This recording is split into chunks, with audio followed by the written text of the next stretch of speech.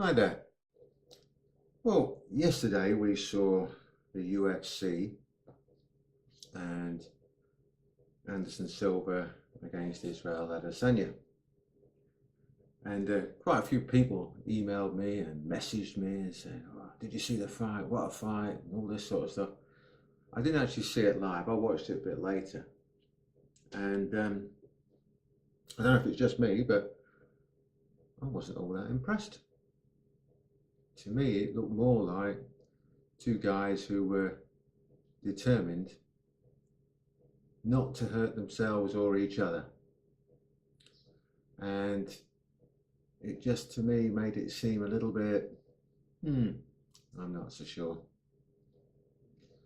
High level striking, I'm not going to argue the point. It just seemed like it was two people to me who really were happy not to engage too much. Fine hugging each other and being really nice and all that sort of stuff. But actually engaging in a fight, they didn't really seem to want to be involved. But maybe I'm wrong. Maybe I don't see what I'm supposed to be seeing in that one. Which brings me to the point of this, is that if we flip this around now and make it a self-defense situation, and we assume for a moment you were security, and these two were fighting in a pub, or a club, or bar, whatever. As the security people, you could almost just sit there and, well, could wait for them to finish and then split them up. They're not really doing too much. You see what I mean? Whereas in a self-defense situation, you're a doorman when a fight breaks out, you got your work cut out straight away. You'd have nothing to do on that one. So this again makes this huge distinction between sports fighting and self-defense. Okay, we saw 15 minutes of great movement, respect between each other, and skills and all that sort of stuff. But we didn't see a fight. Now I'm using the term fight here in a very strict sense. Of course it's a fight because it's a mixed martial arts fight. But I'm using it in a very strict sense of fight. And people who've had a fight know what I mean. And in that sense, it wasn't. It wasn't.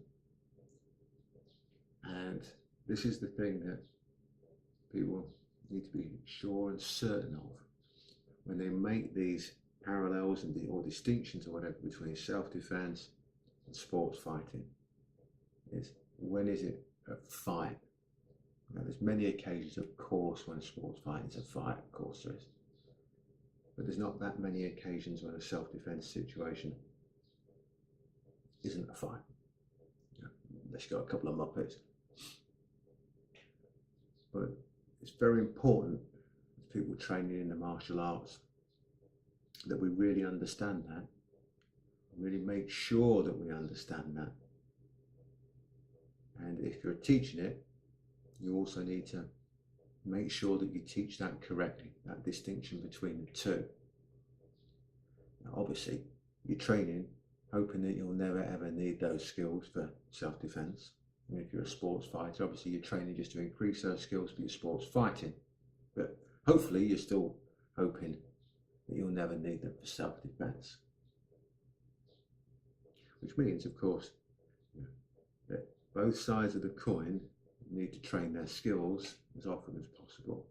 Obviously the sports fighter is training at a much higher level and usually should be even more able to use them in self-defense, of course, because they're using their skills all the time. But they need to also make the distinction between what is sport and what is self-defense. So those skills that they have, they need to understand, as I've mentioned previously, which ones to take into the sporting arena and which ones to take into a real fight, because there is a big difference between the ones that you would and wouldn't use, etc. Anyway, so that's just me and my thoughts on what happened yesterday, and you know, really didn't think much of it, but hey, that's me. You may have a completely different opinion, but there you go. Anyway, keep the questions coming. I've got some more to answer later on this week, so I'll get those answered for you and we'll get them out on the blog. Speak to you soon. Thanks a lot.